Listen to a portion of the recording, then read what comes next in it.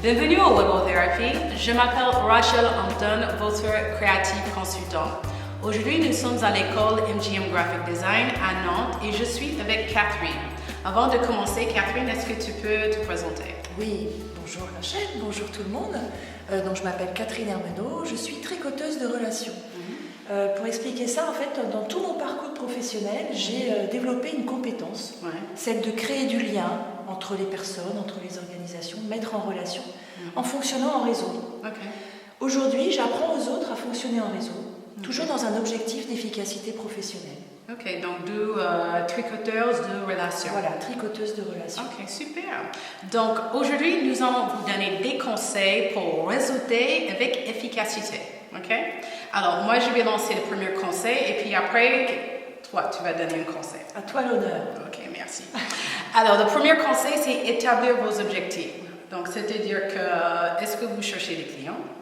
D'accord? Si je vais aller dans un lieu de rencontre, est-ce que je cherche des partenaires? Est-ce que je cherche au niveau des infos dans un nouveau métier où je cherche des conseils entre des entrepreneurs ou de B2B? Alors, vraiment, définir vos objectifs. D'accord. Alors moi j'ai un objectif pas forcément contraire, complémentaire en fait. D'accord. À celui-là, parce que réseauter avec un objectif c'est bien, surtout dans certains cadres, mais je trouve que c'est bien aussi d'apprendre à réseauter sans objectif. Parce qu'en fait, on peut tomber sur des opportunités en réseautant de façon informelle. D'accord. Je pense qu'il faut faire confiance en fait dans la vie. Tu sais, je parle souvent de sérendipité. Sérendipité, c'est un mot que les gens ils disent, mais qu'est-ce que c'est que la sérendipité? Et en fait, c'est l'art de trouver ce que l'on ne cherche pas en cherchant ce que l'on ne trouve pas. Et ça, on le vit tous les jours sur Google. Si vous cherchez sérendipité sur Google, ce que vous n'allez pas manquer de faire, vous allez tomber sur plein d'adresses de sites et si ça se trouve, vous allez vous éloigner du thème de la sérendipité et tomber sur quelque chose qui vous intéresse vraiment de façon importante. Donc je pense que c'est bien de faire confiance, et ça c'est un conseil que je donne, faire confiance à la vie. On est rarement dans un endroit par hasard au moment où on y est. Ah, j'aime bien ça. Justement, j'aime bien ce conseil parce que dans de définir ses objectifs, à l'essence objectif, c'est-à-dire c'est vraiment trouver le club ou association qu'on veut être présent. Donc, c'est-à-dire qu'aller d'abord pour tester, donc on va à son objectif, et puis juste pour voir est-ce qu'on retrouve des clients, est-ce qu'on retrouve des partenaires, est-ce qu'il y a quoi justement dans ce réseau. Et puis aussi là pour juste rencontrer les gens. Voilà, c'est ça. Ok, j'aime bien ça. Donc, et on se doute, on ne sait jamais en fait. On ne connaît pas vraiment les gens, mais on ne peut pas se douter de leur propre réseau. Oui, ça c'est vrai. Quelquefois, on côtoie des gens qui connaissent le directeur général de telle structure, qu'on essaye de contacter, mais si on parle pas, on ne peut pas le savoir. Oui, ça c'est vrai.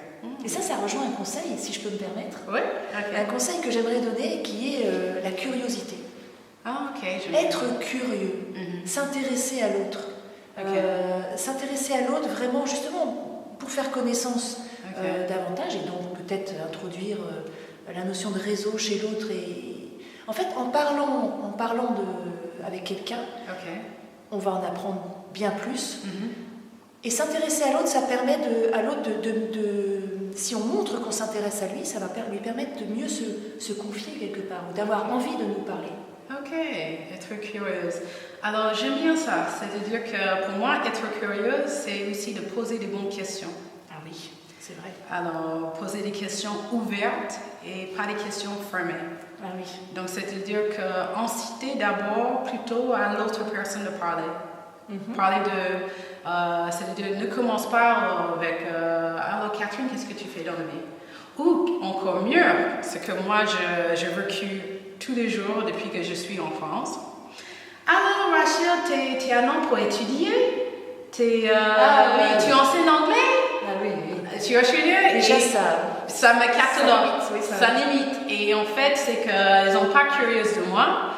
Ils me cataloguent, ils me mettent dans un bois. Et donc, du coup, qu'est-ce que je fais? Je dis, je joue le jeu. Je dis, oui, je suis étudiant. Pourtant, j'avais fait le salon Handmade Showroom sur 12 éditions sur un an. Et toi, tu as été confrontée, tu as animé conférence. C'était quoi comme conférence? Une conférence sur les réseaux. J'en ai deux en fait. Une sur les réseaux et une sur les créatifs culturels. Oui, voilà, justement. Et en fait, j'avais plus de 2000 personnes qui sont venues. Et j'avais utilisé ma réseau professionnel. Elle a un énorme réseau. Ouais, et toi aussi. Et donc justement, c'est que si on pose des questions fermées, on loupe, on passe à côté à beaucoup de choses. Donc vraiment, ce que tu disais, être curieuse, poser les bonnes questions et peut-être parler d'autre chose, quoi. Oui, aussi. Et justement, la curiosité, je la vois aussi dans le sens être curieux de tout, de plein de choses. Ouais. Parce que pour moi, réseauter, c'est partager de l'information. C'est principalement ça pour moi. Parce que, voilà, je ne vais pas aller plus loin pour l'instant, mais... et du coup, si on est curieux, on va capter des informations. Comme si on avait des antennes sorties, on va capter des informations partout. Et on va avoir de la matière pour réseauter, pour partager de l'information. Ouais, ça c'est vrai. Ouais. Donc, développez votre curiosité. Ouais, ça c'est vrai. Alors là, je vais donner encore un conseil. Écoutez. Ah oui. Ben oui, c'est important. Écoutez, vraiment quand vous êtes avec quelqu'un, lors d'une réunion ou en équipe ou dans une soirée de networking ou dans une association, vous avez quelqu'un en face, vraiment être présent et écouter. Donc, c'est-à-dire qu'arrêtez de regarder autour de la salle pour dire que cette personne-là, il faut que je parle à lui, cette personne-là, il faut que je donne ma carte de visite. Vraiment être au présent et avec la conversation avec cette personne. Et en plus, ça se voit. Ça se voit, mais quand on n'est pas présent, quand on ne s'intéresse pas justement à l'autre, ça se sent beaucoup et du coup, ça démotive. On n'a pas envie, je sais pas. Moi, j'ai pas envie de parler à quelqu'un dont je sais très bien que je n'intéresse pas. Ça c'est vrai. Pas d'intérêt. Mais alors, je pense qu'une des clés aussi du réseautage, c'est de retrouver la simplicité dans la relation. Ah, ok. Je pense qu'en France, notamment en France, je m'avance un petit peu, mais bon, j'ai l'impression qu'on complique tout. Ok, d'accord. On complique même la relation humaine. Ok. Et remettre les choses, reprendre des relations simples, c'est-à-dire... on est tous des êtres humains, on peut se parler simplement, on n'est pas obligé d'employer des formules, des machins. On peut se parler en toute simplicité et lâcher ça, tranquille. Ok, d'accord. Donc, j'aime bien ça. Donc, être soi-même. Être soi-même. Alors ça, c'est une autre notion, l'authenticité. Ok, l'authenticité. C'est complémentaire, en fait, pour moi. C'est deux choses complémentaires. L'authenticité, en fait, c'est... éviter de jouer un personnage. En fait, on se fatigue en permanence à vouloir s'adapter à l'autre. C'est bien aussi de faire attention à l'autre, je ne veux pas dire le contraire. Mais au point de perdre son identité ou sa personnalité et de vouloir plaire à l'autre, je pense que ça peut être contre-productif à un moment donné. Un jour ou l'autre, ça va se remarquer qu'on n'est pas soi-même. Ça peut être justement très mauvais.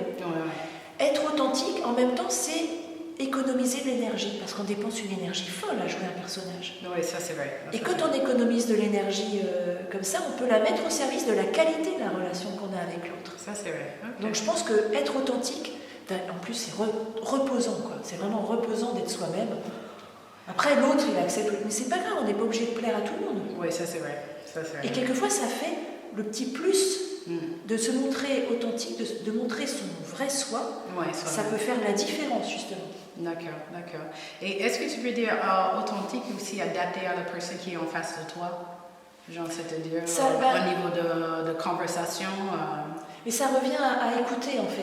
Je pense au bon conseil que tu as donné d'écouter. Si on est dans l'écoute, la curiosité pour mieux comprendre l'autre, s'intéresser à l'autre, on va du coup savoir sur quel terrain jouer. D'accord, ok, c'est bien ça. Alors, moi j'ai... Tu as un autre conseil, toi? Alors, un autre conseil, ça veut dire des fois savoir de reposer. Ah oui, se reposer. Se reposer, oui. C'est-à-dire que souvent on est dans beaucoup de réseaux, de networking, et puis c'est fatigant pour le corps. Donc déjà, on a notre travail à côté. Et puis si on se lève le matin à 7h30, pour aller réseauter le matin et puis le soir, et au bout d'un moment on est fatigué et ça se voit. Et donc savoir de reposer comme il faut, s'il y a besoin justement de dire ok, cette semaine je ne vais pas réseauter, je vais me reposer et puis peut-être reprendre contact avec les gens que vous avez rencontrés, envoyer un email et pour garder ce lien. Oui, parce que je suis d'accord avec toi, réseauter de façon trop importante, c'est se fatiguer d'une part et puis ça perd du sens. En fait. On ne sait plus très bien, on est là pourquoi, enfin bon, on se perd un petit peu dans tout ça. Et finalement, ça devient contraignant, ça devient lourd. Or, je pense qu'un réseautage est productif quand on s'amuse aussi. Quand on a le sourire, quand on a de l'humour, quand ça c'est vrai. Ça se sent aussi quand on est bien justement, quand on est bien reposé. D'accord. Et qu'on a du plaisir. Trouver le plaisir à aller réseauter, que ça ne soit pas une contrainte, un devoir, une tâche à accomplir. D'accord. Réseauter avec plaisir, c'est vraiment, ça peut apporter beaucoup parce que du coup ça se propage. La bonne humeur, l'humour et le sourire, c'est quelque chose qui est très contagieux. Et ce que tu dis, justement, prendre le plaisir, c'est-à-dire qu'on peut réseauter si moi je décide de joindre une association qui est dans le randonnée. Ah oui. C'est, forcément, je ne vais pas vraiment pour chercher les contacts de business, mais je vais pour prendre le plaisir, mais on ne sait jamais cette personne qui fait le rando ici peut être chef d'entreprise. Et c'est vrai que je dis souvent, moi, on peut réseauter toute la journée en fait. Ça me fait rire quand les gens disent qu'ils ont des réunions de réseautage de 19 à 21h le soir, entre midi et 2. C'est très cadré en fait. Je vais au réseautage, je ne réseaute plus. Ça me fait vraiment rire. Mais en fait, moi, ce que je conseille, c'est de faire du réseautage un art de vivre, quelque part. C'est un petit peu un art de vivre. Ça c'est vrai. Et vous pouvez réseauter à n'importe quel moment. Tu as donné un très bon exemple. Tu fais du sport, de la randonnée ou autre chose. Moi, je fais partie d'une chorale. On va dans une manifestation culturelle, on va dans une activité de loisir. On peut réseauter, même chez le boulanger. Et c'est justement parce qu'avec tes petits déjeuners de Catherine, que souvent tu as des gens qui viennent de ton chorale, ils ont de différents milieux, et c'est vraiment intéressant. C'est la diversité qui fait l'intérêt du réseautage. Si on se retrouve tous dans le même domaine, c'est bien aussi, mais ça peut être très vite pauvre en fait. Ça c'est vrai. Mais vous pouvez réseauter à longueur de temps. Et moi, ce que je vous encourage à faire, c'est d'expérimenter, de sortir, d'aller là où vous avez envie d'aller, d'abord pour le plaisir. Et vous allez voir, si vous allez quelque part pour le plaisir, même si ce n'est pas dans un cadre professionnel, mettez en œuvre tous les conseils qu'on vous a donnés.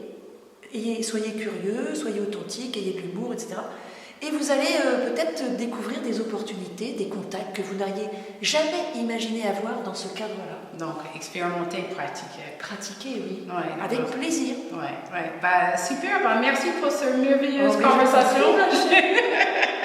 Et puis, pour les conseils, surtout au niveau de ton savoir-faire de réseau humain. Alors, avant de partir, est-ce que tu as quelque chose d'autre à partager? Oui, j'ai envie de dire un petit peu plus précisément ce que je fais. Donc, moi, je propose des conférences. Des conférences justement sur la puissance d'un réseau, la puissance de l'effet réseau et comment on peut atteindre ses objectifs beaucoup plus facilement et rapidement en fonctionnant en réseau. Je fais aussi des formations. Des formations auprès des entreprises, des collectivités, des associations, des organisations au sens large. Et là, j'apprends aux collaborateurs d'entreprises, par exemple, à créer, à animer, à développer un réseau humain et du coup efficient. Donc un réseau relationnel pour mieux atteindre justement, pour mieux faire son travail, pour mieux atteindre ses objectifs. Et puis, j'apprends aussi à devenir un bon réseauteur, justement. C'est beaucoup une question de savoir-être, réseauter. Et donc, j'aide les collaborateurs d'entreprise ou de collectivités à devenir des bons réseauteurs. Et je pense que réseauter en interne dans une organisation, ça peut être très, très intéressant, très efficace. On peut être beaucoup plus efficace au sein de l'entreprise quand on réseaute en interne. C'est pas juste réseauter, en dehors de l'entreprise. On peut réseauter en interne. Et ça, je voudrais vraiment... montrer comme ça peut être puissant.